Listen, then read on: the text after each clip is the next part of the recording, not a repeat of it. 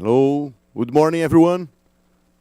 It's a Morning. pleasure have you here in Ircad Barretos to have this our next Ircadian coffee.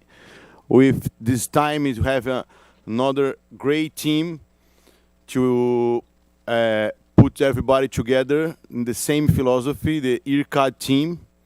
And for me, it's an honor to have here important people from Ircad, and this is the idea for this Ircad meeting. The next two weeks ago we did once, and today another, and we have more new ideas for the next meetings. And for now, I'd like to ask to Professor Melanie that he is here with us to introduce this meeting, this Ircad and coffee with friends.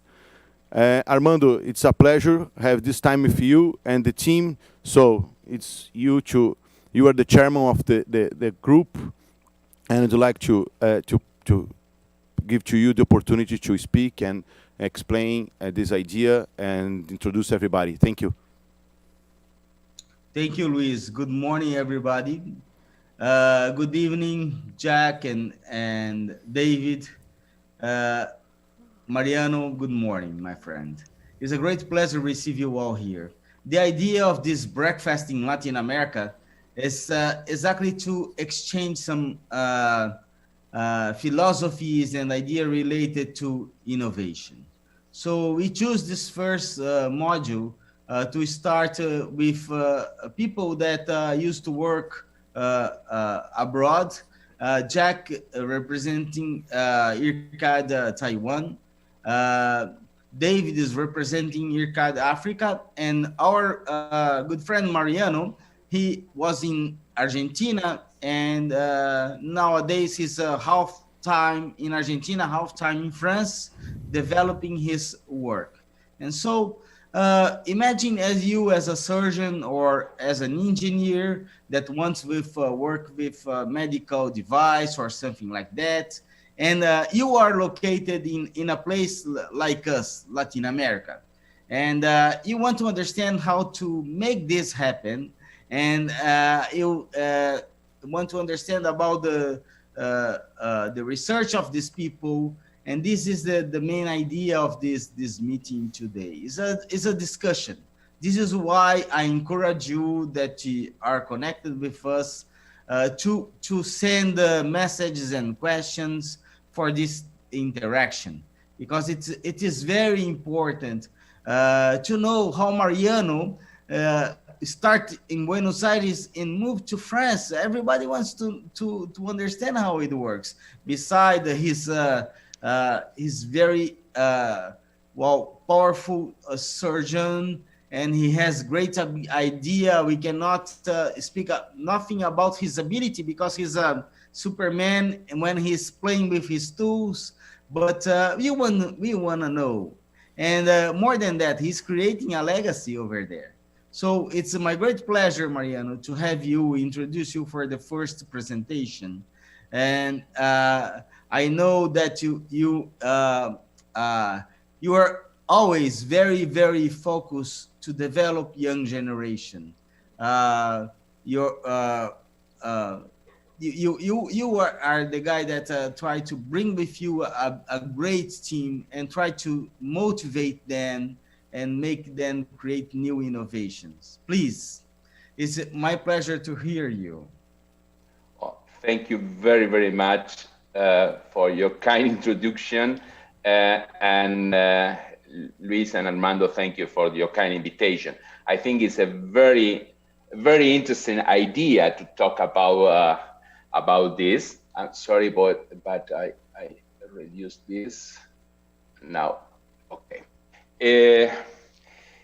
Of course, it's one topic. One interesting topic is it said, well, it's possible one surgeons, classic surgeons in Latin America, has work in the research, develop, and clinical practice in the best place in the world, in the Ircad France and the new center of the ISU, etc. Really, it's possible, but it's necessary work in the teamwork. And really, is I work with my team work in Buenos Aires, and in the Ircad family, I totally agree with Luis and you. Ircad family really is a powerful team, an international team of the very interesting people. This is my disclosure. Is in 2016, Professor Jacques Maritkov finished the one institute. This institute, ISU, is University Hospital Institute, is connected by Ircad Strasbourg by the bridge, and connected with the University Hospital for another bridge. It's 3 floors. The 3rd floor is for research. The 1st floor is for a surgical room for patient, and the 2nd floor is labs, and is 3D printers, is a computer and robotic work, and is 50% engineers, 50% doctors. It's a new idea of a team of teams work together all time. It's fascinating. It's incredible things. This institute has 9 operating rooms in the 3rd floor.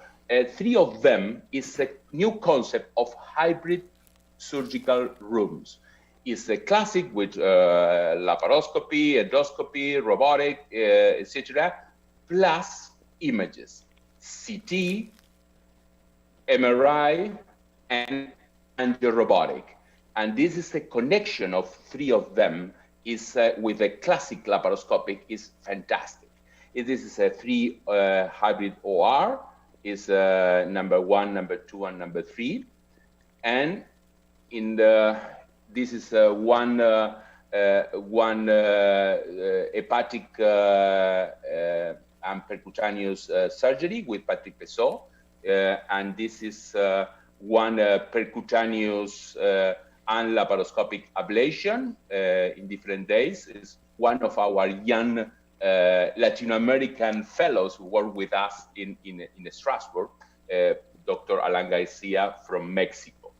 And at this moment, Alain Garcia has planning one with this navigation system, planning one ablation in this patient. In the 3rd floor, we have the same machines, CT, angio, MRI, and laparoscopic, endoscopic, for research and develop a new devices and new surgical techniques and training. Of course, we have extraordinary progress in our surgical images, not only in robotic, not only in laparoscopic, in the CT and MRI. For example, this CT is possible to view very well the portal vein and the liver. I use the liver example and more the ablation for the example for my talk today. For that reason, we work with immersive technologies all time, more and more in our practice. Armando has a huge experience in the augmented reality in his colorectal surgeries. We have augmented reality is more similar to digital photo, etc. More virtual reality is, for example, the virtual reality games. And in the middle, in the use of both, is the mixed reality when we use both. And the classic example is the Pokemon Go. In our medical practice, the augmented reality is when we use images in our robotic, laparoscopic, or percutaneous surgeries. The virtual reality is more used at this moment for training, and the mixed reality is when we use this mixed reality in our operating room, for example, in this with Patrick Pesot and I. It's common at this moment to use all this technology of the high quality technology in the planning our surgeries. For example, in the liver, we have the possibility to view the tumor and localize the tumor, the relation with the vessels, the relation with the portal vein, for example, in this case, and the segment and subsegment position of the tumor. This is a relatively common at this moment in our surgical practice. but we have the possibility to use all this technology in our clinical practice. For example, in these patients with colorectal liver mets, it's possible to view with mixed reality. With ultrasound, it's possible to view in one screen the classic ultrasound, and in another screen the augmented reality. And it's very easy to interpret the different organs, the different vessels, and the tumor. And in that case, we complete with the electromagnetic navigation system for introduce the needle in the correct place in the tumor. This is a very interesting and powerful tool for us. But it's necessary to definition of all of these new things, and really we don't have a definition. For that reason, last year we make in Strasbourg with Professor Jacques Marescot the Strasbourg International Consensus for 4 definitions: computer-assisted surgery, imaging guide surgery, hybrid operating rooms, and surgical guidance system.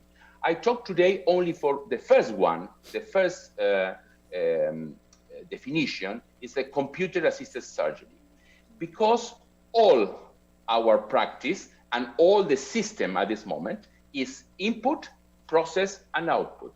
It's our mind, our computer, all is input, process, and output.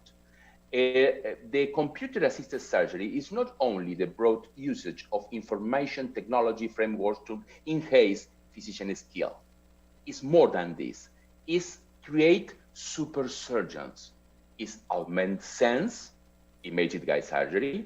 Cognition is more smart, in artificial intelligence, and execution, robotic, with the aim of provide more precise, the precise surgery is the key, simpler and safer procedures.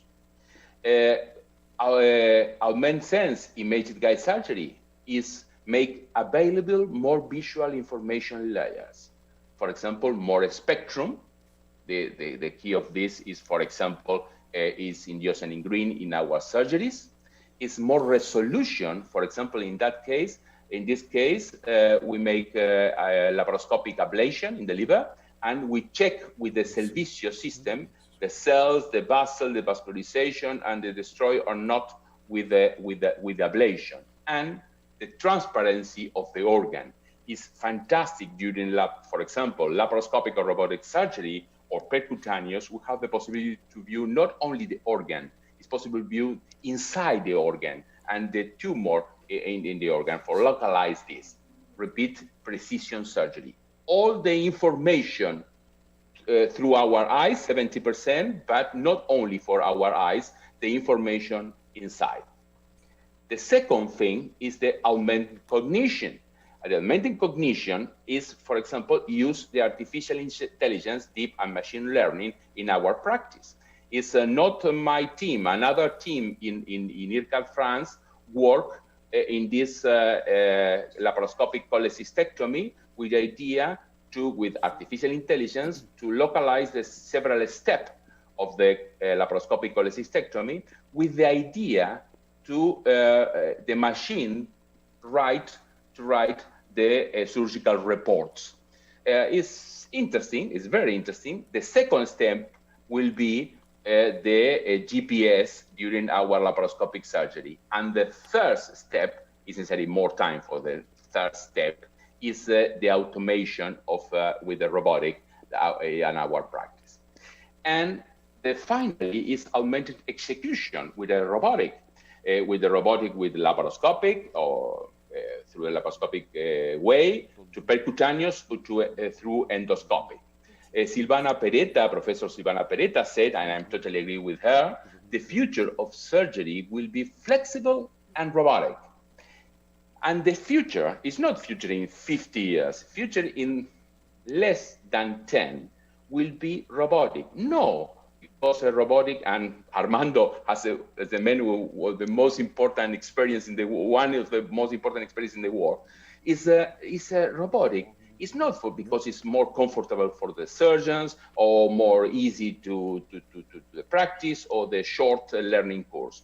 Because the robotic has the possibility to include in the robotic more easier than laparoscopic, introduce all the GPS, the artificial intelligence, the images, the guidance system, etc. For that reason, in my opinion, in the history of surgery, in 100 years, the history of a surgery said, oh, I remember the laparoscopic. Laparoscopic was the bridge to the open to the robotic surgery. About the liver, about the percutaneous imaging guide surgery, one very interesting thing is the use of a technology in our practice. For example, the guidance system. The optical guidance system has the possibility to change the invisible to visible. It's possible to treat tumor with not possible view, and it's a totally new concept. And it has the possibility to introduce the needle in the correct place only with the help of the machines. The machines work with us. It's not only optical. Now we work more and more with electromagnetic guidance system. For example, this is one electromagnetic guidance system to use during our laparoscopic surgery in the ablation, and it's possible to view the tumor and localize and introduce the needle and check the position. It's not only the needle with the tumor and the ablation zone. It's a lot of information, and it's with very short learning curve. In one practice, and without this technology is very complicated.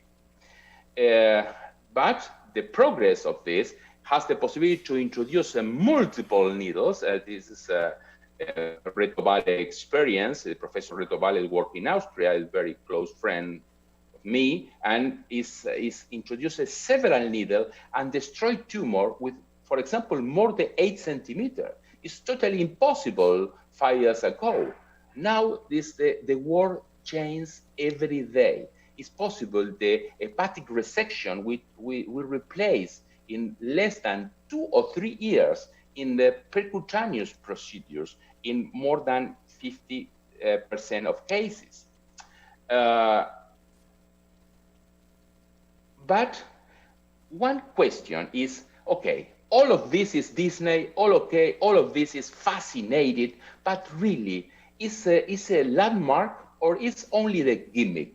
Well, it's one of our fellow in Strasbourg, Federico Dabrier.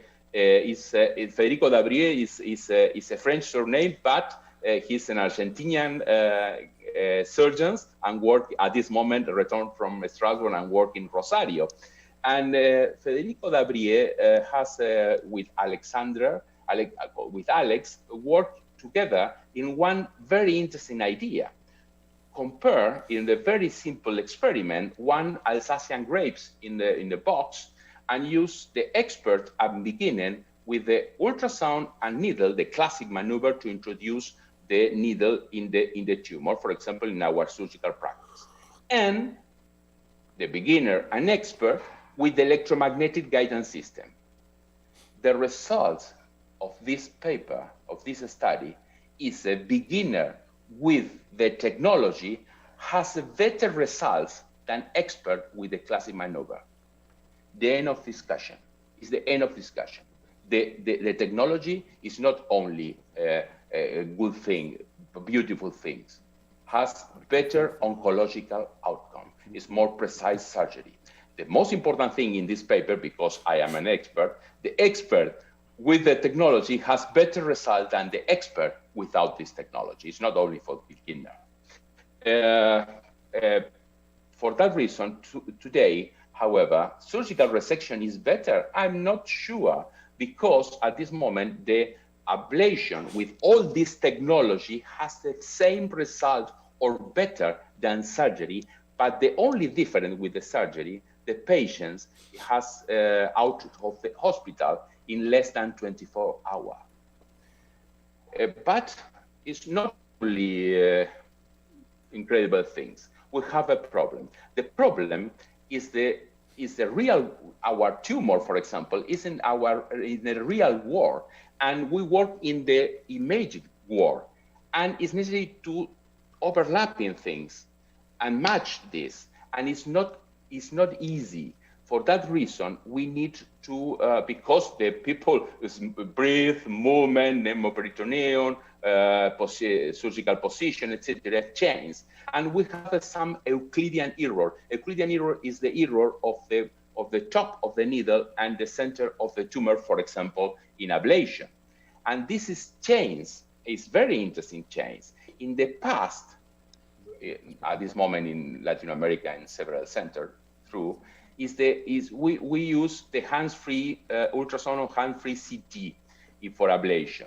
The Euclidean error, this is error of the top of the needle and the tumor, is 2 centimeters in the first position. It's too much. It's too long distance. Today, with all this navigation system, we have the possibility to reduce this 20 millimeters to 10 millimeters. It's fantastic, but it's too long too. For that reason, we work at this moment with our fellow, 2 of them from Latin America, and with Alex, and with all the surgical and engineers team. We work in some new things, is to use a surgeomic concept, and this surgeomic concept is to reduce the Euclidean error near to 0, and is more cheaper and more easy, and is not necessary to the apnea or the node movement. We have the possibility to resolution of the problem with dynamic augmented reality or with this technology. But the acceleration grow in technology. I think I have some example, but I talk a lot of time. For that reason, I prefer not talk about this in case you have time, but I only said about this. In the past, the surgeons is the center of the universe, is the sun, and the patients move around us. It's not a good thing, it's working alone. Later, the patient was the center, a multidisciplinary team around the patient. But at this moment, change again, and we have a team of teams and work together around the patient. Not only the surgeons, the doctors, it's the technician, the nurses, the engineers, the engineers, the computer scientists, research and develop, and another actor, the artificial intelligence. And it's another person, and artificial intelligence too. For that reason, we work with the young generation in different topics, the clinical and research fellowship in Buenos Aires and in Strasbourg, the ISU Ircad course in France, and in next year in Taiwan, and I hope, Armando, in 2021 or 2022 in Latin America, Ircad, and our university master with the University of Strasbourg and the ISU Ircad and University of Strasbourg. Our master is online and on-site master. Remember, the quote from Darwin is not the stronger of the species that survives, not the most intelligent that survives, is the one of the most adaptable to change. And Carlo Pellegrini, past president of the American College of Surgeons, said it's not only appropriate for the evolution of the species, it's for our current situation. I am totally agree. Thank you very much. Well, wonderful. Thank you very much, Mariano. Thank you very much. It's an amazing presentation, your work and everything that you achieved. But my question for you is, well, usually, how is this creative process? You are working in Buenos Aires, and then you imagine, oh, I would like to have this thing, and well, how it works for you? Well, I work with my well, the first ideas was here in Buenos Aires with my team, and later I remember the first ideas. When I arrived to Strasbourg, I talked with Professor Jacques Marescot, and said, well, I remember the first time. Jack, I have 9 crazy ideas. And Jack said, okay, Mariano, your ideas. And the most important thing is our chairman is said, Mariano, it's a crazy idea as 50%, but you have a my totally support. And we began with this. Some ideas, when I discussed with Alex and another engineer said, it's not a good idea, really it's not. Or same, it's impossible, or said, it's impossible, but, and in that moment, we developed this impossible but.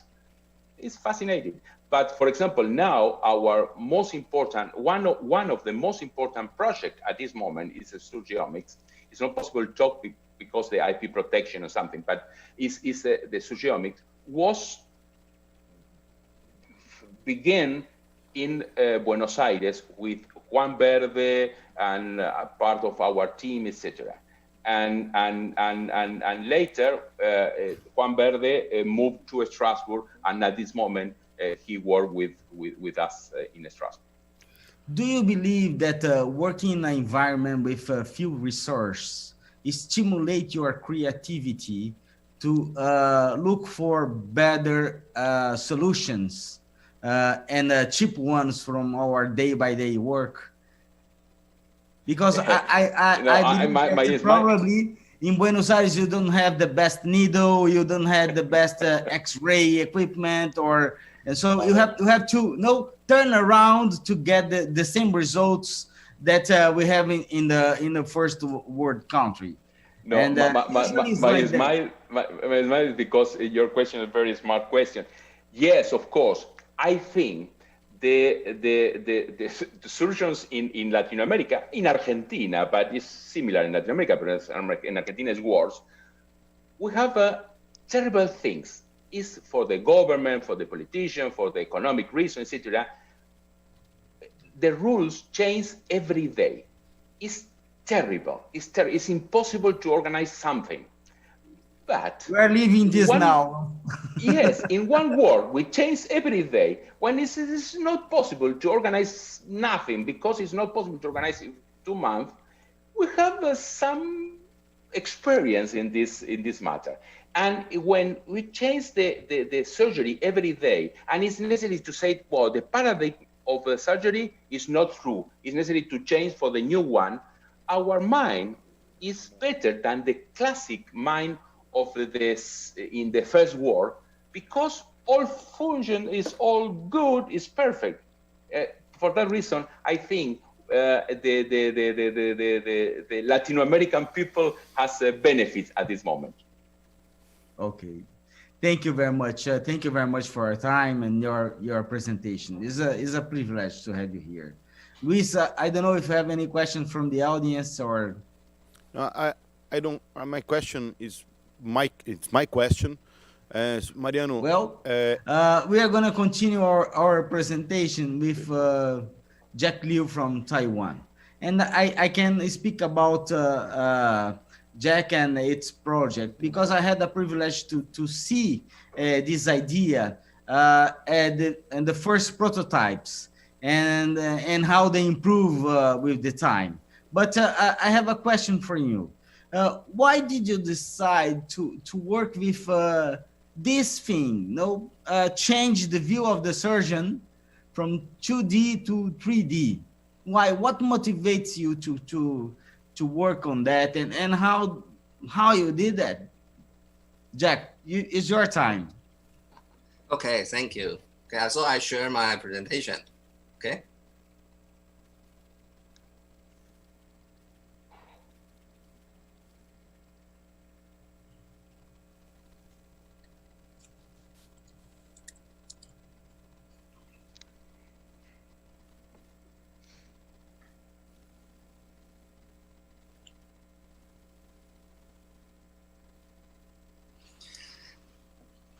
Okay, so thank you very much. I think I really appreciate a lot that Armando and also Luis comes to my lab several times, and they saw our 2D to 3D systems. And I always ask them to test our assistant every time when he came to Ircad Taiwan. And so, yeah, so I think that's the reason why we can make the things happen, because we have a lot of Ircad faculty and Ircad family, and they always help us, help engineer to improve the technology. So finally, we can make the things better and better. Yeah. So today I will share my story about the 2D to 3D system, what happens in Taiwan. Okay. So as I mentioned before, that why we do the research here, because we are one part of the Ircad team. At the previous talk, as Mariano just mentioned, the Ircad Strasbourg, they did a lot of research, and they do a lot of things very advanced. So we follow the same rules starting from Strasbourg. So we have a research team established in Taiwan, I think it's 11 years ago. And after that, I joined the team, and we work with those faculties. They come from the worldwide, and we think what we can do in Taiwan. Okay. And on the other hand, we have the other resources that in Ircad Taiwan, it is also one part of the Shouchuan healthcare system here. And this is at hospitals healthcare system here. And it's totally around, they are around 3,600 beds. So, which means that we have a lot of stories we can learn from hospital. Yeah.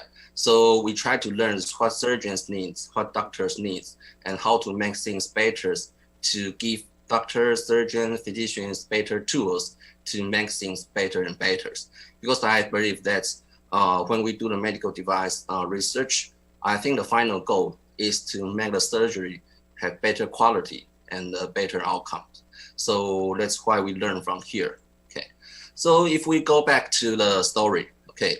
So as you know very much, well, that's the surgery coming, it starts from open surgery. And right now, I think half of the surgery was done by the minor invasive surgery. So laparoscope, single pore, or the nose surgery, it already happened a lot. But what will be the next? Okay, so I agree very much with Stevina, also with the Mariano, is that I just quote this sentence again, Mariano. Yes, the future of surgery will be the flexible and robotics. Yeah, so let's see what happened already here.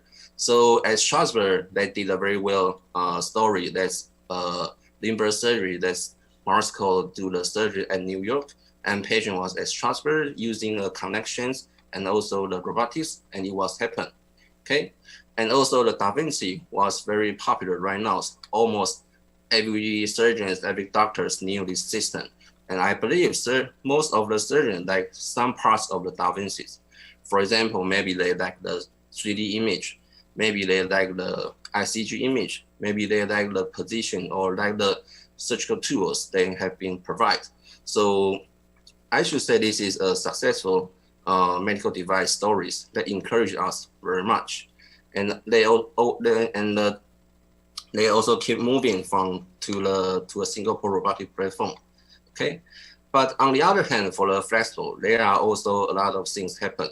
For example, one thing just mentioned by Mariano is that in Strasbourg, also there's a robotic flexible platform. And also in United States, you can find some company or giant company, they do the research to make flexible and robotic together. Yeah, but I should use this PowerPoint here to describe. This is learned from Ircad Strasbourg. They separate the future of surgery into 3 parts. One part is the instruments. I think this is the fundamentals to operate the procedures. And the second thing is the vision. That's what surgeons look at. And it's very important because what you see is what you believe. And the third thing is the intelligence. I believe this part is happening right now. And artificial intelligence will make things change, make the doctors, make the surgeons become not work alone, but work with everyone from the global. Yeah.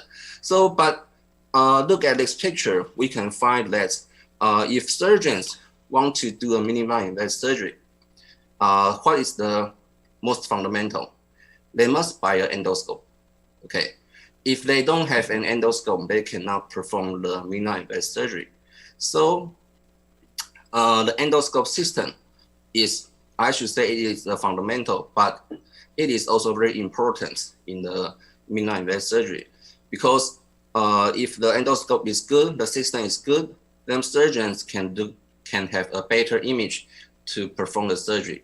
So right now, I think if we look at this endoscope system, you can separate it into rich endoscope, for example, like laparoscopes, for example, or you can separate it into the flexible endoscope. It is quite common in the gastroscopy or colonoscopies.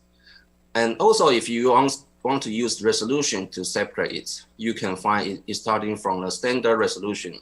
Right now, most of the system was Full HD system. And also, you knew that the 4K system already happened. And in the Medica at the show, there are also some companies show the 8K system endoscope. So the resolution will be always increasing, okay? But if you look at the dimensions, it is only 2 dimensions, otherwise it's 3 dimensions. I will describe this later. And also, if you look at the function, you can find that there are some near-infrared image, narrowband image, and ICG image to help surgeons look things better. So I show that, for example, the resolution. Okay, when you move from the Full HD system to a 4K systems, that which means you have 4 times resolution, 4 times pixels, but which means you can look things in more detail and make things more clear. But it is still a 2-dimensional image. Okay, and for the other things, the ICG image, it shows some points to something that image guides to help surgeons to find out some lymph nodes, for examples. But it is still in 2-dimensional image. And what surgeons performs to do the surgery is still on a 2D image, okay? So the final thing is to make things different is the 2D and 3D image. So this is a paper shows that the 3D, if you compare the 2D image with the 3D system, they shows that you can improve speed, okay? And you can show that you can have greater accuracy and better precisions. And it also shows that you can shorter the learning curve. So we believe that 3D can really help surgeons a lot, especially for the maybe for the younger surgeons when they learn the surgery, learn the minimum surgery, the 3D can really help them. And on the other hand, you can imagine that in our real world, most of the humans have 2 eyes, okay? So we look at the things, look at the words, it is 3D, okay? So you can touch everything very quickly because you have a 3D dimension, okay? You know what is here, what is the related depth information. So you can imagine if you close one of your eyes, okay? And you want to touch some things, or you want to do some very fundamental, you will lose the dimensions. So you need the learning curve to make things better. Okay, so the idea is coming from here. Why we do this? Okay, you can see that in the how to make things happen. Okay, so if we want to show a surgeon 3D image, what is needed? For example, you need a 3D endoscope. For example, you need a 3D display. This is the fundamentals. Okay, so when you have the inputs and outputs, then surgeon can show the surgery on the 3D. And on the other hand, regarding the functions type, okay, we can control the 3D image in front of the screen or at the back of the screen. Or some surgeons like the more stronger 3D, or some surgeons like the weak 3D effects. So these are the functions that need to be considered when you design the system. So if we look at a 3D display, currently you can have several kinds of choice.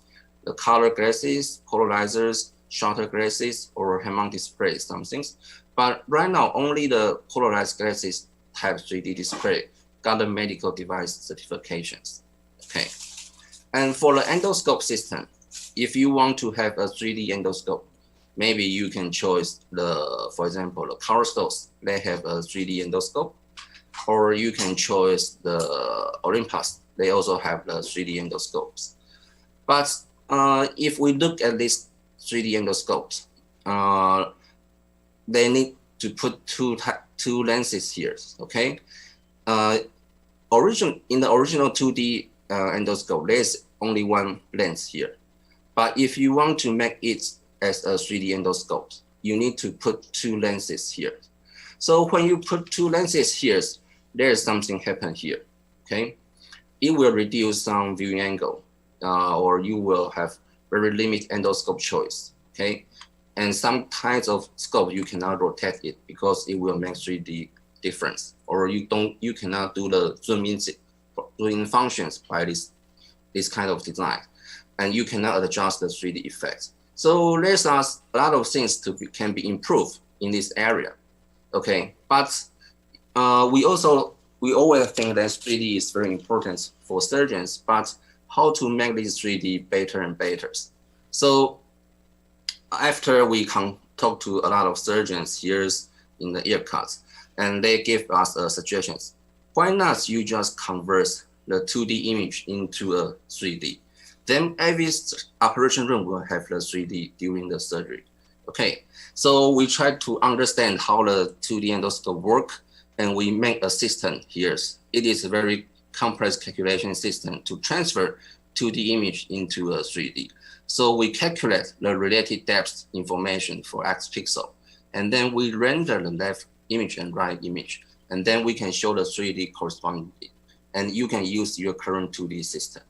So based on these designs, there's a very important thing is that we can fit any kind of endoscope, no matter which kind of size, which kind of angle, and you can keep all your 2D functions, and then you can adjust your 3D effects. So here we show that we have 5 level design. If you are a 3D fan, you can choose the level 5, the strongest one. But if you are first-time users, you can choose maybe the level 1 or level 2. So, and also it depends on the specialties. So, which means that we can control the 3D by surgeon. You can choose the most comfortable one for you to use.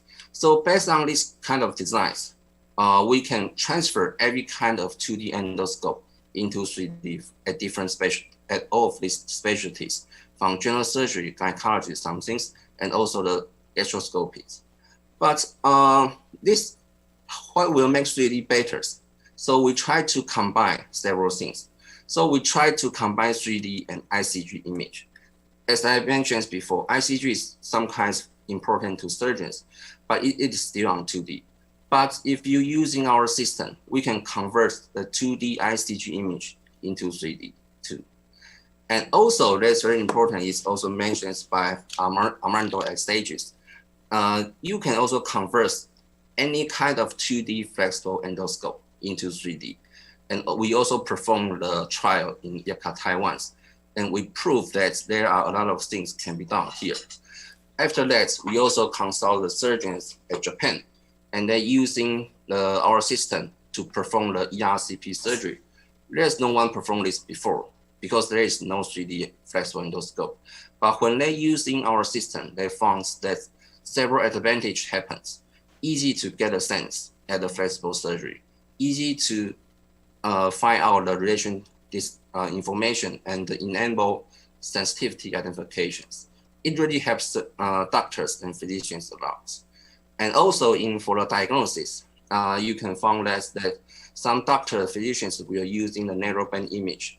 But if you have our 3D system to enhance it, it will make the structure more clear and clear. Okay, so it will help the surgeons to do the diagnosis to increase the early diagnosis. Here, I will also share a video that I recorded. In Ircad, France, it was very interesting because we test that for laparoscopic surgery and also for flexible endoscopy. We use more than 66 medical practitioners, some experts, intermediate, and some very novice. And the results were really spectacular because for each task given to the medical doctor, always there was a superiority with the 2D, 3D system. And something very interesting also was no side effect, no fatigue of the eyes, no headache, no nausea, and for all the operation that he has to perform, it was easier and faster with the 2D, 3D system. And that's the reason we are going to publish in a very high-level journal, because statistically it was really a big success.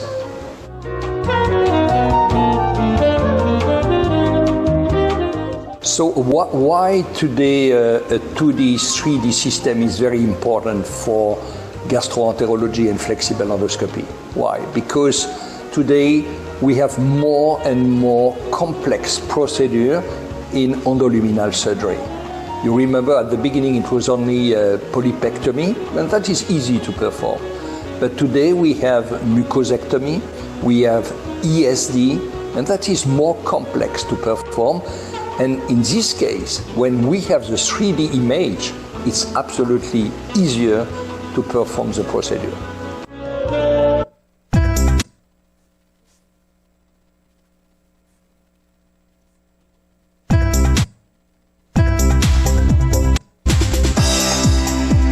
School, as you can see here, me, Silvana, and you asked me yesterday how I feel about the 3D. Wow, this is just perfect.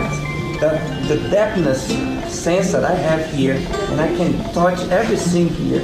I've never feel that before in 2D. So imagine that for any therapeutics on the whole field of endoscopy, that's going to be a major advance. Maybe the guys on diagnosis don't feel that, but for therapeutic, for endoscopic surgery, that will be, to me, what I'm seeing here is a major advance, and I want to have one right now in my endoscopic suite. So what I have. Yeah, so I think I will use the last two presentations. So when we make the prototype here, and we use the animal labs to test it, and we set up the factory to manufacture it. And we passed all the certifications in Taiwan, in Europe, and also in Japan, in Australia. And we found out our partners global. But I think the most important is that we have our Ircad partners, and all of this will support us a lot to make things move forward. So finally, it's quite interesting that as the same as the Mariano, we quote the same sentence. Yeah, it's coming from Darwin's. Yeah, because why we quote this, because we think from 2D to 3D is some kinds of the evolutions. Okay, so you need to make things change. You need to change from 2D to 3D so you can do things better and better. So our next version's product is called Darwin. Yeah, so it will come soon, and the function will be happen here is for the 3D, 4K, and ICG together. Yeah, so thank you very much. Thank you very much, Jack. It's a very nice presentation. So I appreciate your time and the view. It's a very clear how motivate you to get there. I believe one important thing that maybe is the basis of everything is that when we be in contact with Ircad, the France and Jacques Maresco, Alexandre and Bernard, the team, Silvana, the team over there, and the majority of people that work over there, they touch us, they touch our mind to try to develop something and create something from zero. And the resources that you have in Taiwan with a medical device company and the basis to create that. And I know this is your personal work. You show the use of 2D, 3D, most for dedicated to minimally invasive surgery, but I know that you developed this for microscope, neurosurgery, and several kinds and different kinds of specialties. And I had the privilege to have one with us here to play with, and it's really really great.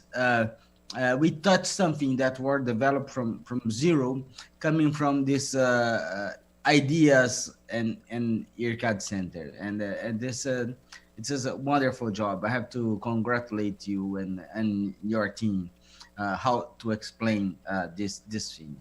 But which new projects are you working now? Which kind of thing are you trying to develop? I saw this 4K 2D 3D. It should be a huge work, huh? But do you have any other things that you want to develop for surgery in your mind? Yes, I think that's the other product we'll show to you. I think before the end of this year's. Actually, there are two products. One is related to artificial intelligence systems in the surgery. So we design, and the other platforms, it is called a LASCO system. And it can do the 4K 3D real-time calculations, processings, and calculate the related informations. And we try to show some useful informations during the surgery. This is one of things. And we also design the navigation system. Yeah, but it's more for the brain surgery. Yeah. Okay. So they will be the other products. Yeah. But I think it's always good to talk to all of you, especially talk to Armando's. Yeah. You really support us a lot. Yeah. Every time you came to Taiwan, I always ask you to see my prototype. Yeah. Yeah. But your suggestion is very good. Very useful. Yeah. Yeah. Oh, that is great. So thank you very much to be with us today and showing your experience and this opportunity. But well, we have a new challenge now.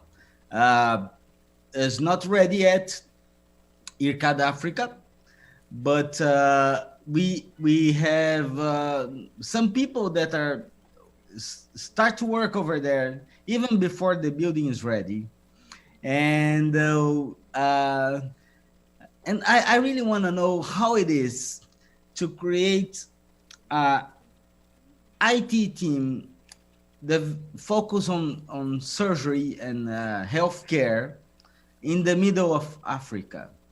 So David, if you could share with us some ideas related to that. I know that you have a strong support from France, but how do you think about that? How it works for you? Well, first of all, really thank you. I'm very honored to be here, and for some of you, it's the first time that we meet. And as you said, we are the newcomers in the family. I'm the little brother here, and yeah, very, very honored to be with you. Before I show my presentation, I'm just going to talk about a little bit of answer to your question. So, as you said, we started really before even having like a building, and today it is under construction. But the way we work today is really closely to Ircad France and AHU. So today we are an extended team. We are a joint team, and actually we don't even separate ourselves. It's the same team we called the Surgical Data Science team, where we collaborate on different projects. Research, development, everything is really in common, and yeah, we're trying to really work together on everything. Today, as you said, it's a really small team. We are 6 engineers here in the R&D team here, and as I said, we work with in France there are 20 to 30 engineers, and Yeah, like it's a really great adventure up to now. Collaborating on some projects,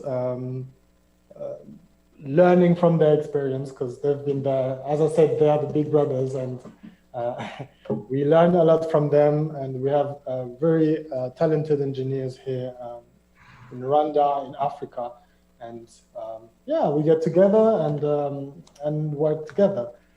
So today in my presentation, I was just going to show you an example of a project we worked together. And yeah, really emphasis on that collaboration. Even though collaboration is not the word, it's a really same team. So it's the same team. And well, how do you get this job? How do you apply for that? How it is for you to create this team in Africa? You are the leader of this team. So how it is for you to know to imagine to work with French center and to get into the healthcare? Do you this was your focus before? And when you finish your graduation or your university, what was your focus? Probably was on that. So oh well, in this case, it's funny. I've actually studied in France. Oh, okay. Yeah, I studied in Toulouse. I studied in Toulouse after my master's degree.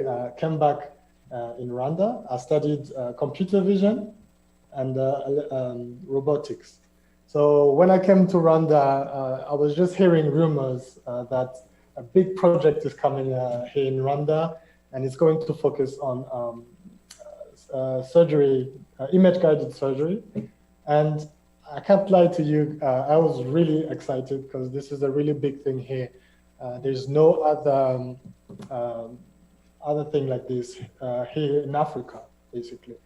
And I was lucky enough to go and assist to a presentation of Professor Jack Marasco. And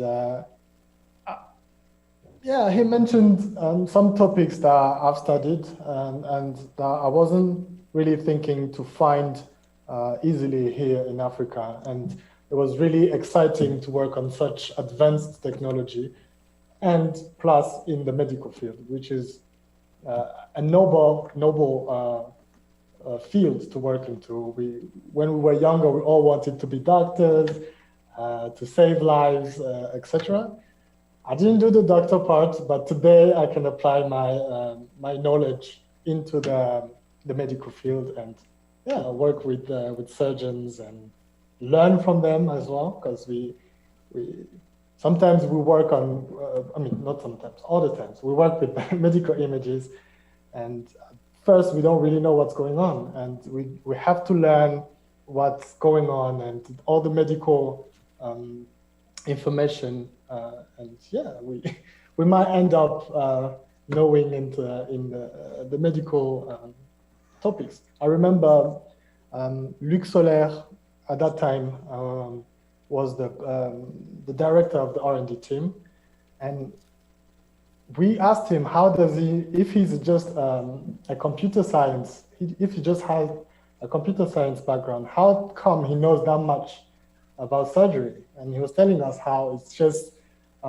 talking with surgeons, exchanging with them, and work on those different projects. You get to know how it works, and yeah, you learn the language, lexic of surgery. So yeah, that's my experience here. And I know today I'm representing my other colleagues, and that's something we had in common. The project itself, we've seen the presentation of advanced technology used in medical field, and we were really, really, really impressed and wanted to be part of this big family. And yeah, here we are today, 6 engineers. We have a PhD student, he's from Cameroon. And yeah, it's a great adventure. I'm really excited to be part of this. Yeah. Well, I don't know if it's a coincidence, but I was in Rwanda with Jackman. He presents for a group of Exactly. engineers. Maybe you were in the I middle of was this. there. I I remember was there. it was almost 50 people. The room was crowded. I was really surprised. Exactly. So, Yeah. Dave, please continue your presentation. Don't want to stop you anymore. It's a No privilege to problem. have you here. Thank you. I'm really honored as well to be with you guys. For my presentation, it has a lot of things in common with Dr. Mariano Jimenez, and that's also an illustration of how it is a family, since we have the same base on what we were working. Going to share my screen.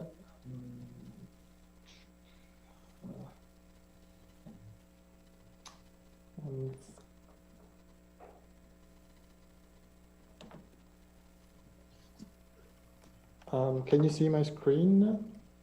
Yes, we can. The presentation itself, or you're seeing the? No. It's you're the presenter mode. Oh, well, I have to switch that. Sorry.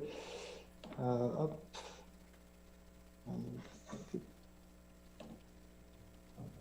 Okay, there you go. All right. Yes.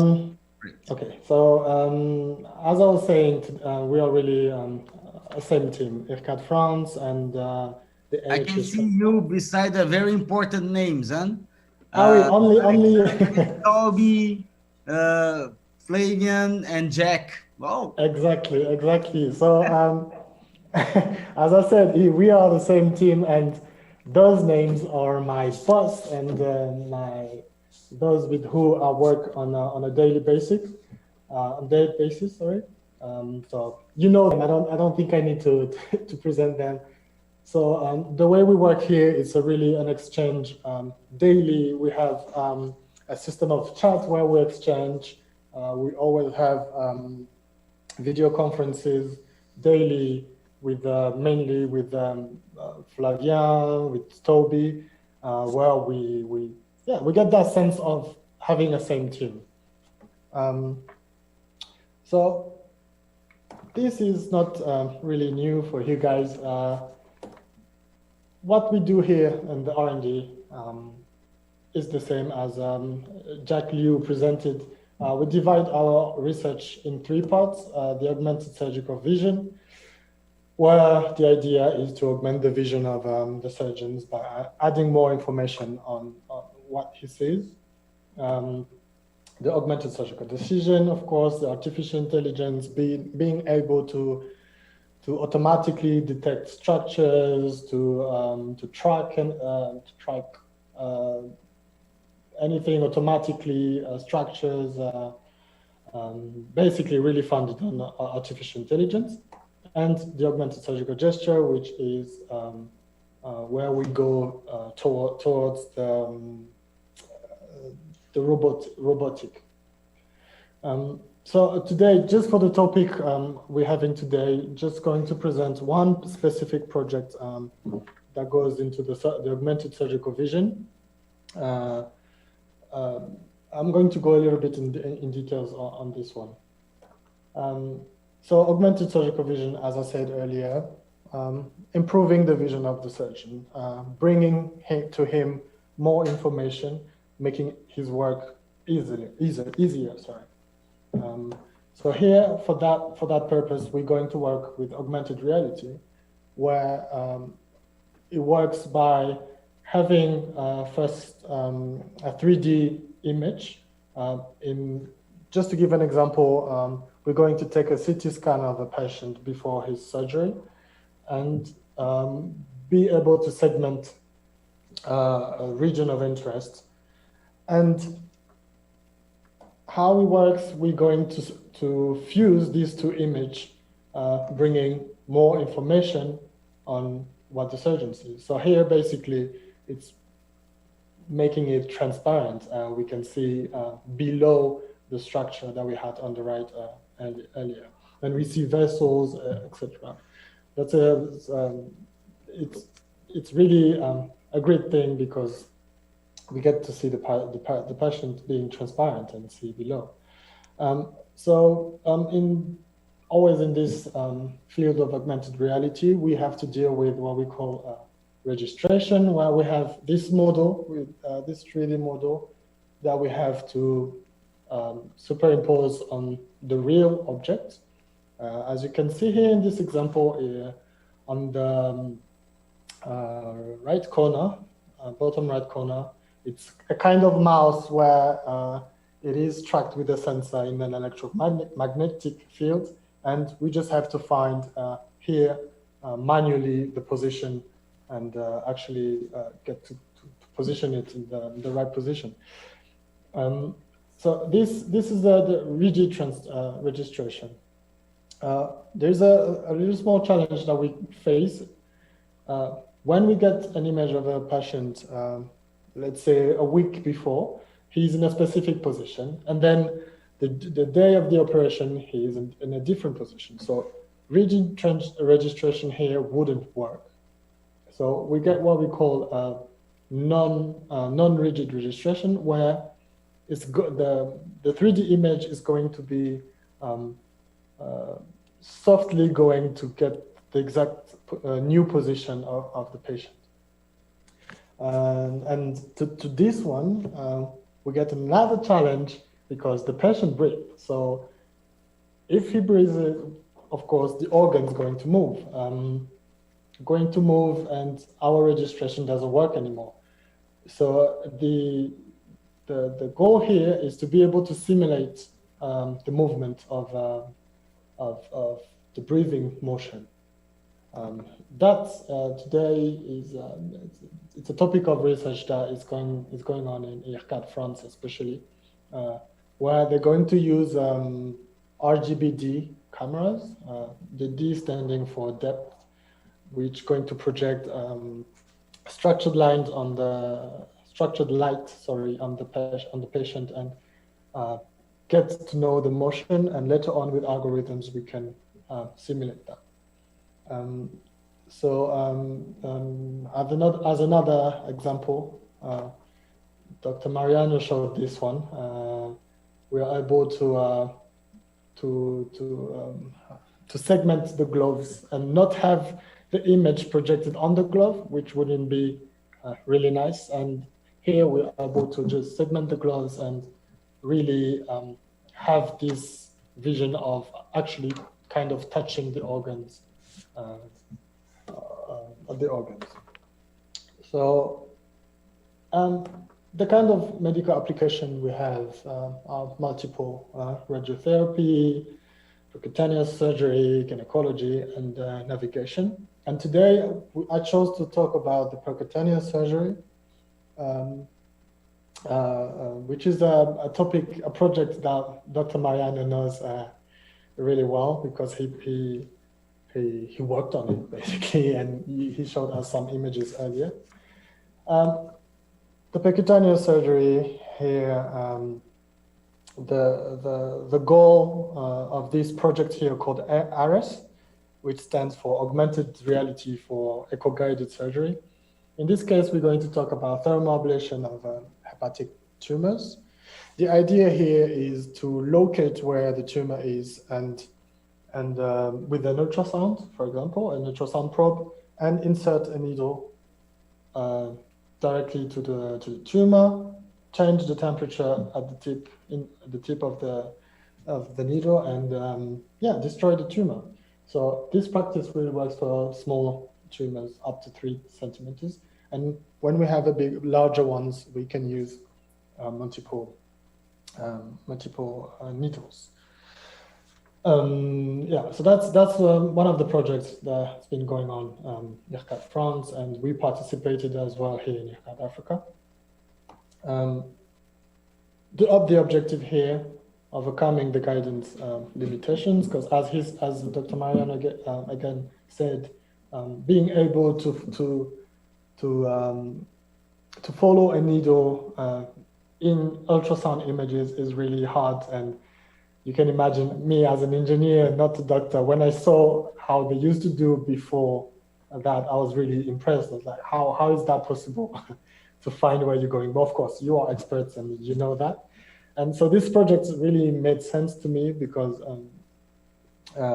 it helps visualizing the needle and the ultrasound plan in a 3D environment using virtual reality and augmented reality.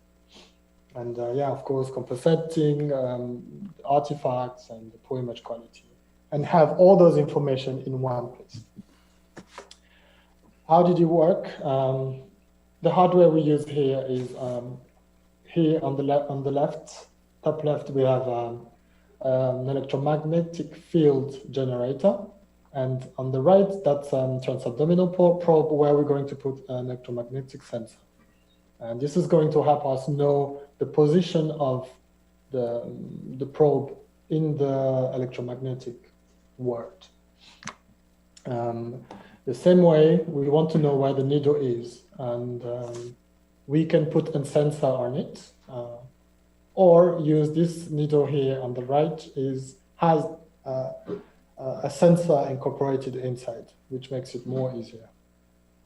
So the idea is to be able to see the plane of the ultrasound and the representation of the needle. And on top of that, we're going to add the trajectory of the needle, where is the target, and the distance that is needed that is remaining to get directly to the target. Here's an example that shows a bit better how it looks like. So I like to remind people that on the top right, the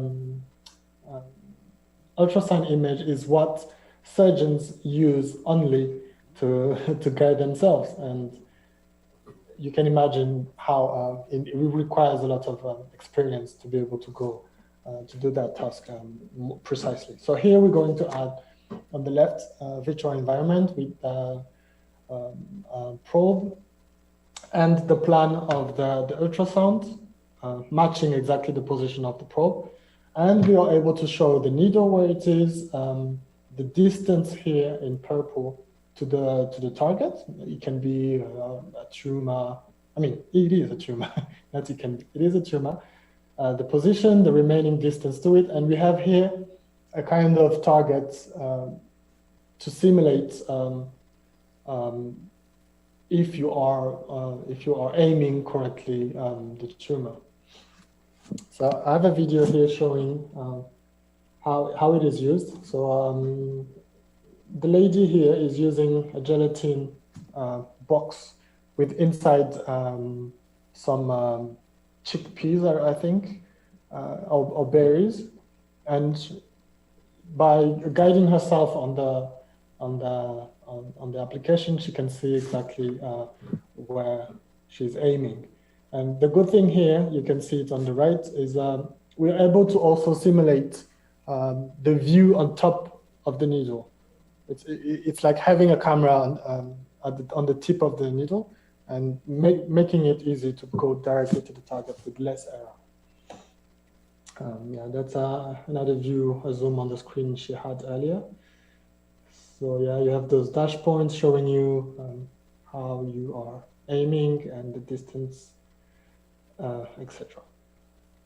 So we are also able to have to create an augmented reality of that view by showing like the red dots here will be the chickpeas to simulate organs here. In this case, you see we have the exact position of the probe, the needle, and we can see aim to the region of interest. And yeah, as I was saying earlier, this is what we use for validation. It is just a bag with gelatin, and we put inside some chickpeas, representing a structure in the body, and we can use that. Here's another video that show Dr. Mariano using this technology. And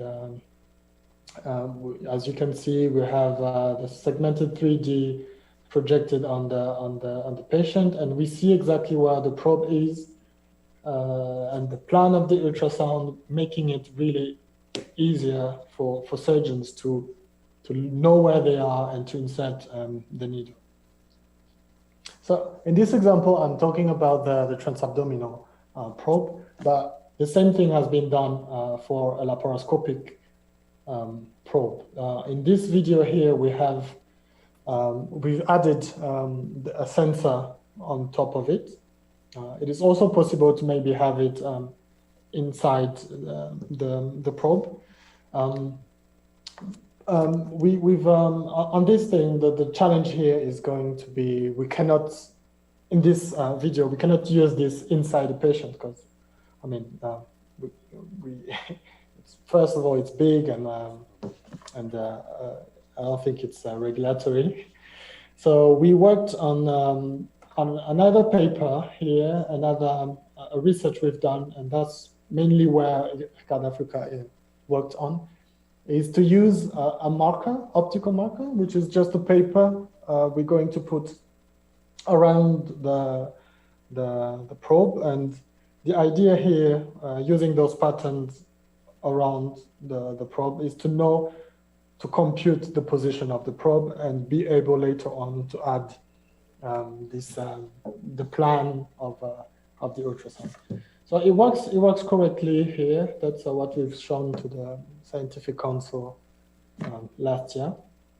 And yeah, as you can see, we can see the finger in the ultrasound probe. And yeah, this is an ongoing one, and we've shown that it is possible to do that. So this is the kind of things we are able to do, and the kind of project we work together with Ircad France and ASU.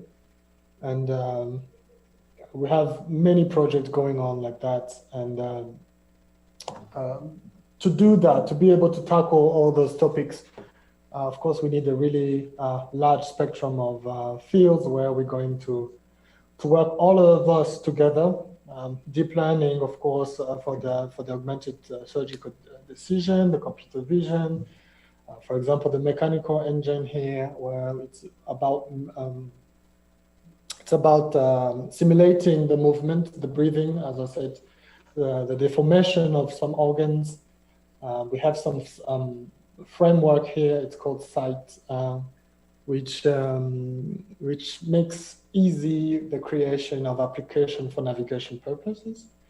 Web development. So it's a really large. It requires a lot of fields to work here, and yeah, we're really excited to work on this.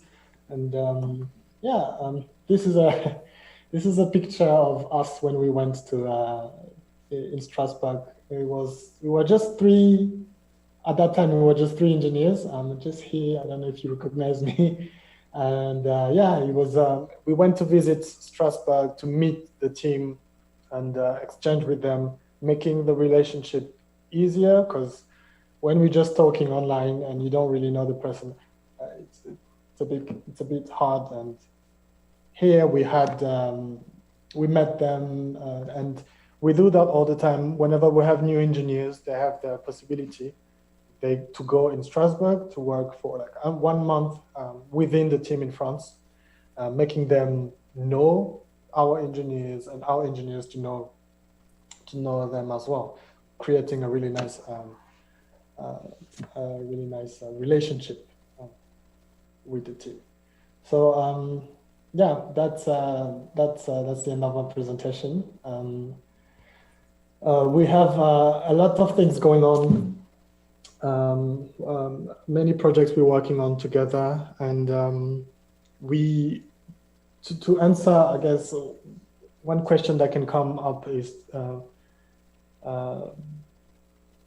project to work with surgeons here in Ircad Africa, in Africa, and create the same relationship we have in France.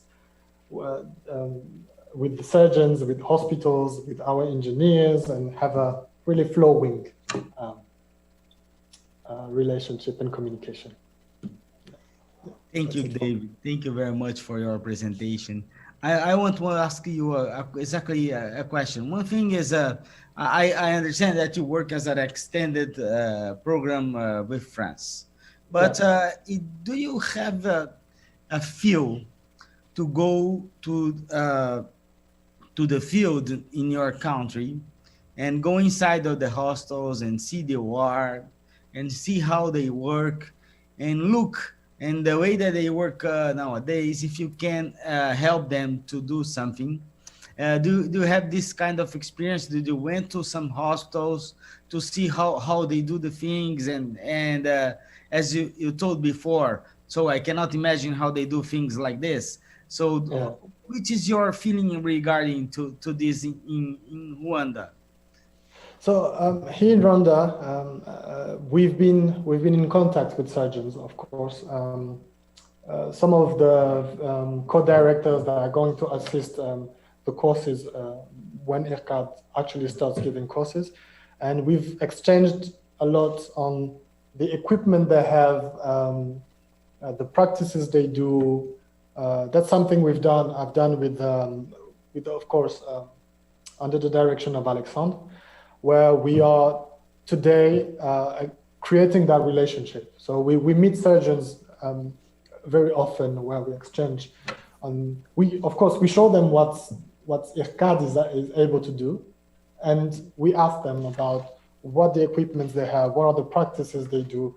For example, in this case, about this presentation, as I've done, how much, let's say, percutaneous surgery they do. Is this something that will be really interested for them?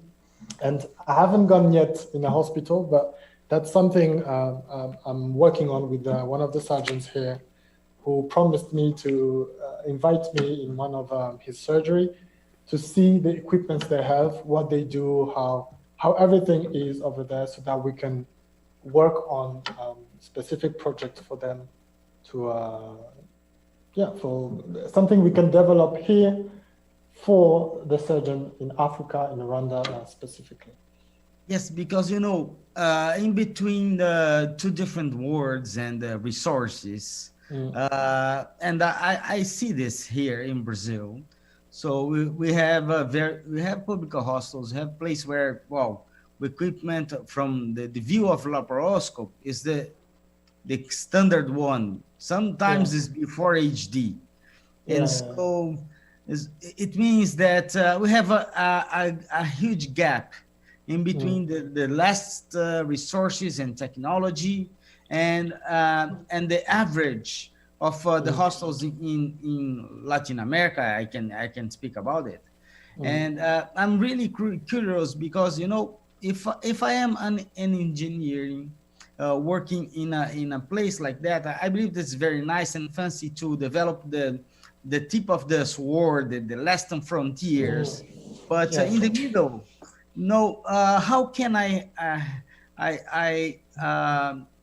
help my surgeons locally with maybe simple solutions or improve what they are doing with antique technology?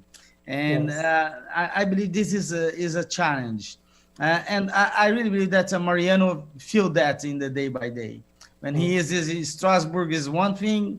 When he's back to Argentina, beside the Dicing Foundation is a nice place, but sometimes we go in the countryside. We try to demonstrate our technique in small places, and we don't find the same technological resources. So, it's an open question.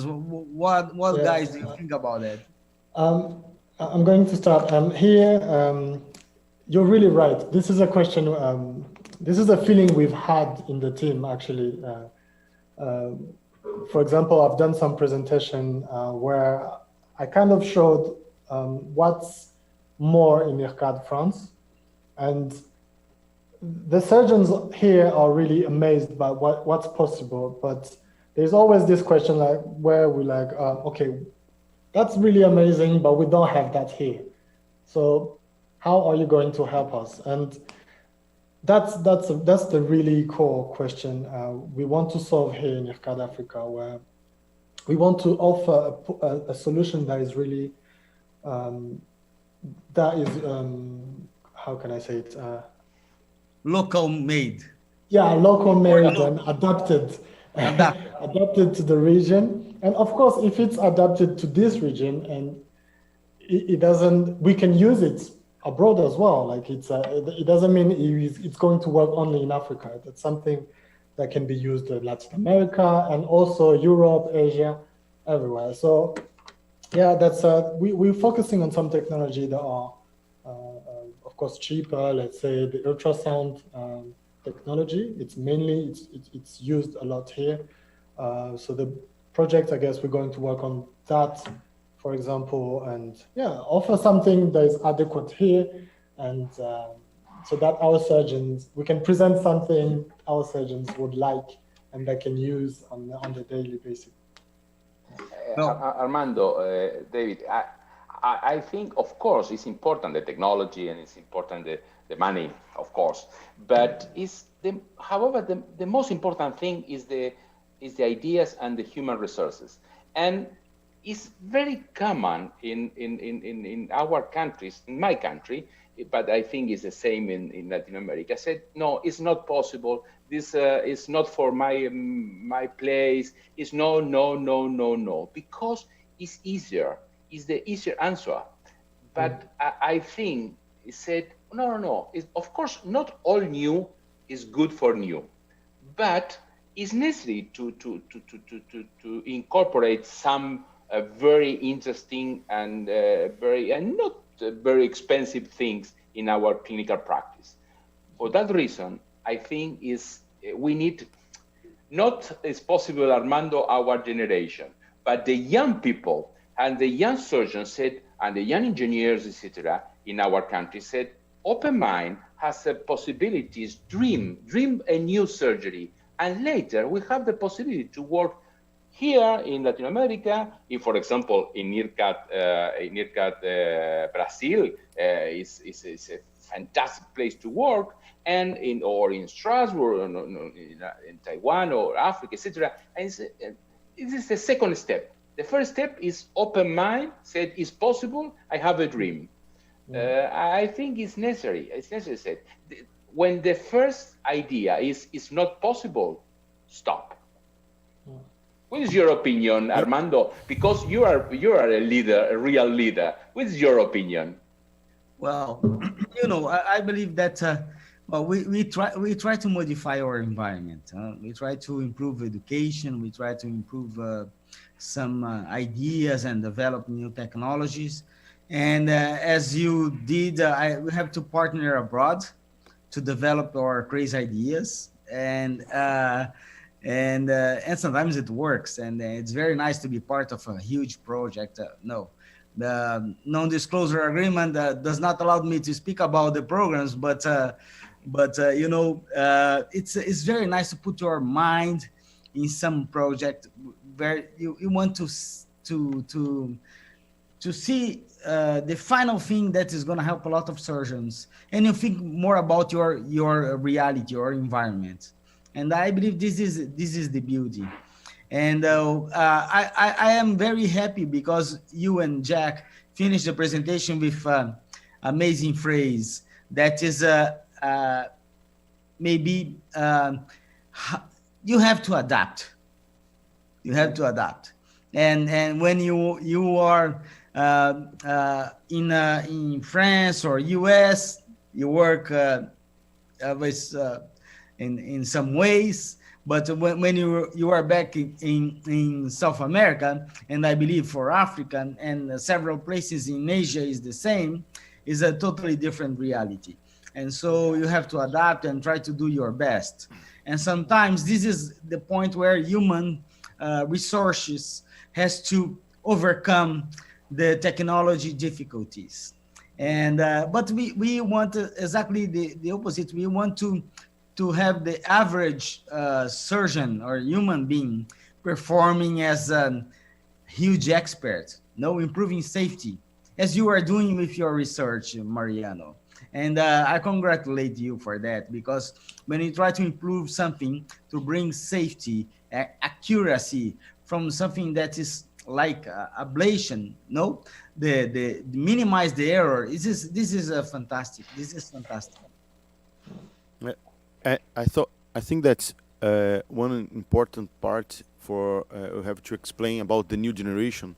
They have to see the future. They have to see how to reach the possibilities. A lot of the people from the new generation, they believe that they want money now, and they need the results now, and not so many people try to, after the first, I can say, the first fall, they can stand up again and try again. So they need to realize, they figure out the possibilities for the future, and this is the possibility. So, okay, they prefer to buy the new device, the new ready device, much more than develop, because in Latin America, and I think that, I don't know, but the same like Africa, the government is not, they don't push a lot these possibilities, and we have to put everybody together, the government and the new ideas, and we have to believe that this is possible. And I think that in some people, some countries or some continents like Asia, they have so many support from government or some companies to push their ideas, and this is the problem here also. And I think that we have to, the people that, the students, they're not only doctors, the people that believe in healthcare system, in new possibilities, they have to believe in new ideas and push their ideas to improve there.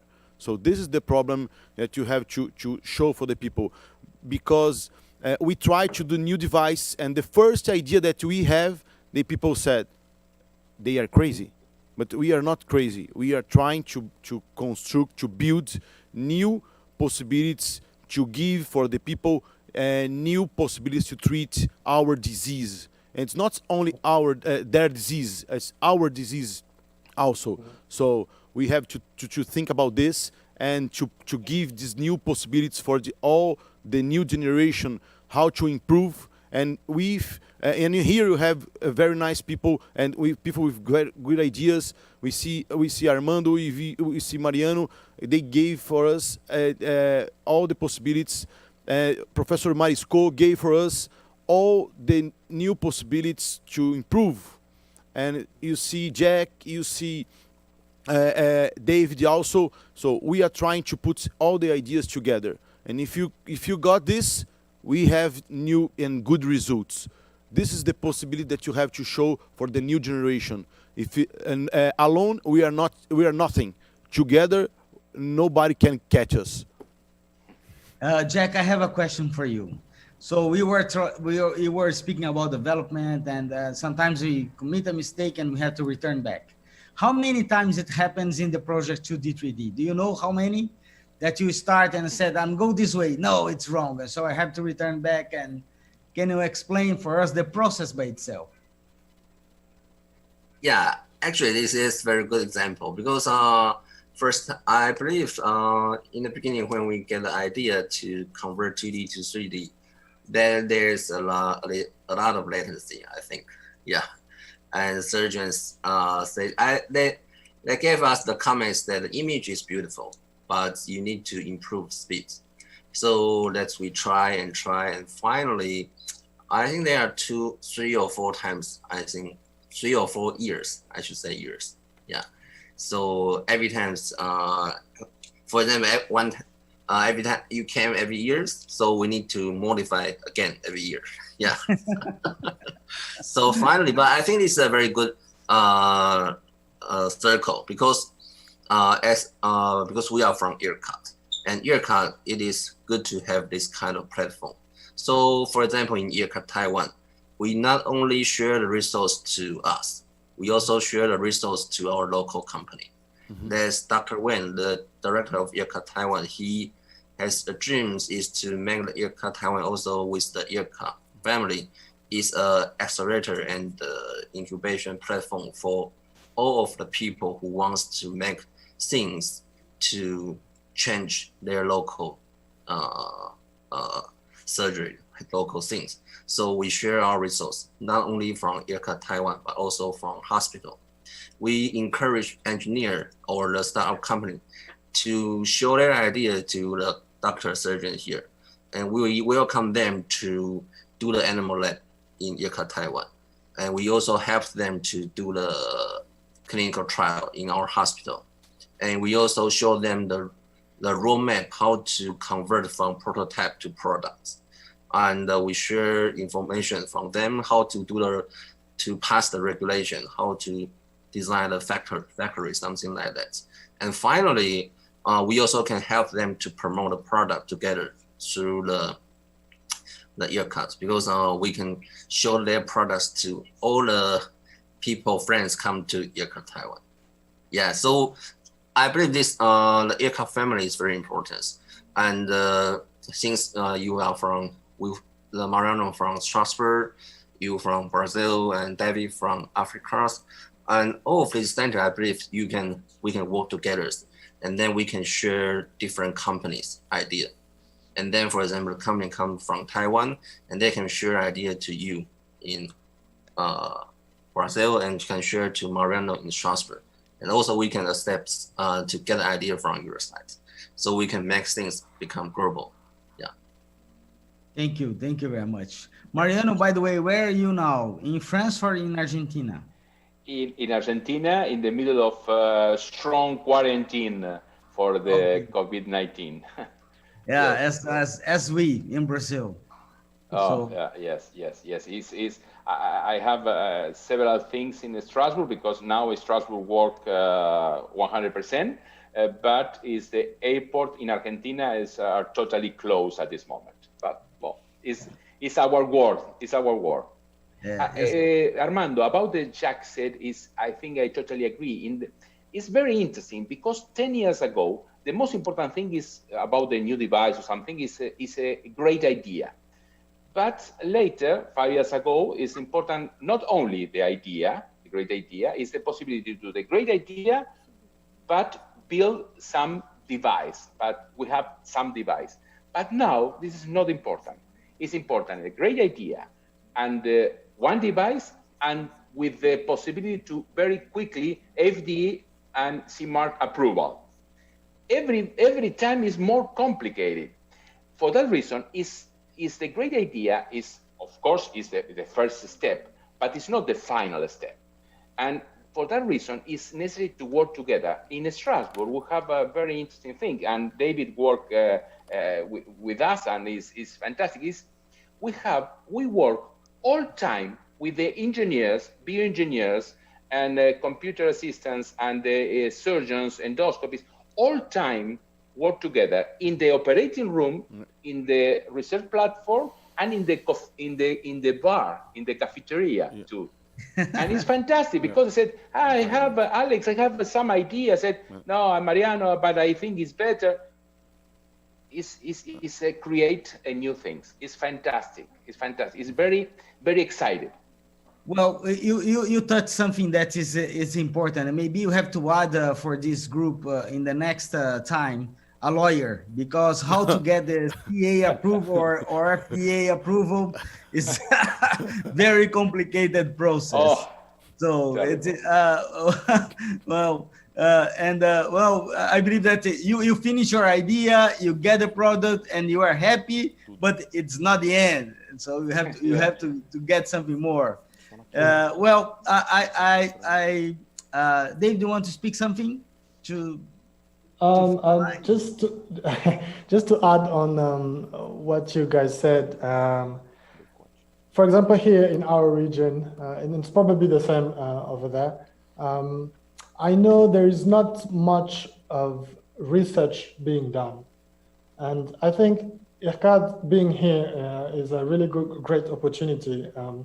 Because obviously innovation comes from research, and as we were saying, if we just buy something already done and we don't spend time to actually create adapted solution for our need, I mean it's a lost cause, I'd say. Okay, maybe it's exaggerated, but what I mean is really we have to raise awareness about research and let the young people know that it's possible to actually, do PhDs and focus on one topic and innovate and create something that is going to be used for generation and generation, and not be scared of research, but also administratively, I think research is kind of seen like something that consumes money. Let's talk about money. We invest, we put money in research, a lot of money, and it takes time to actually see a result. And that's maybe, I'm not sure, but that's maybe something that makes people afraid of such a field. And I think if they understand it and take time to invest in new technology, in resources, we have so many young, really bright people here, and we can create amazing stuff. And the money will come after when we develop the solution and innovations. Yeah. Well, you touched something that's very important. We don't speak about money, but without money you can do anything. But I appreciate your time.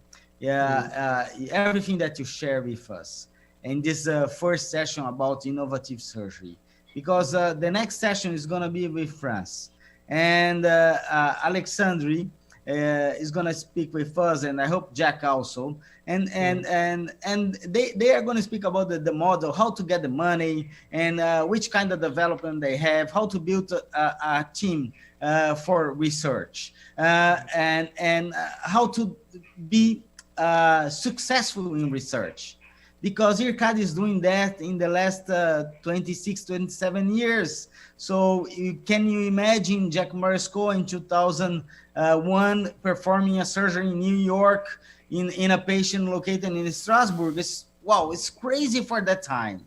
And this is based on research and basing to put a lot of people together to get the money, to motivate people, to convince people, to give you the opportunity for that. And Jack convinced France Telecom for helping them to do that. One cable, special cable from New York to Strasbourg to perform this procedure.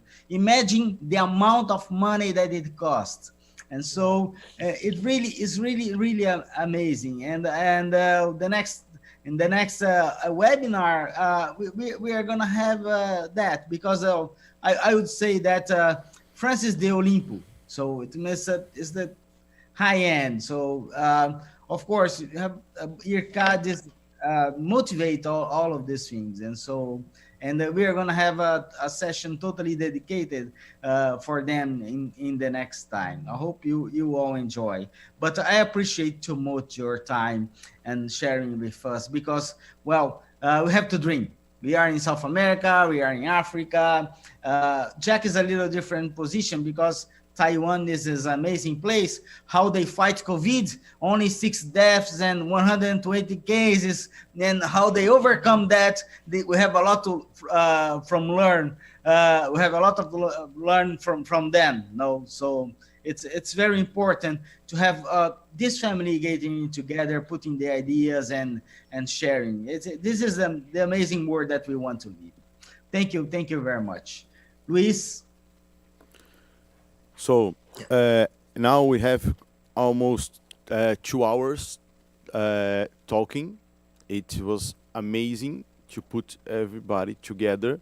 I think that's this pandemic brought for us new possibilities to put together everybody. I know that's not the best part, where we would like to have together everybody to discuss, to drink something, very nice wine, very nice whiskey together. But in 2 hours, we have more than 200 people watching us. Just some results, some numbers in our last live. After the live, we have more than 4,000 people watching us. So it's important that this live will be recording and will be available in the Ircad Latin America and Africa, and Ircad Taiwan to watching after.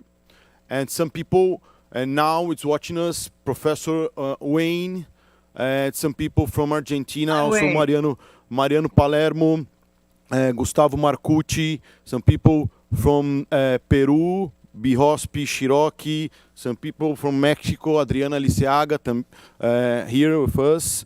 From Brazil, some people from some company, from Medtronic. We have Clodoaldo and André Grativol with us.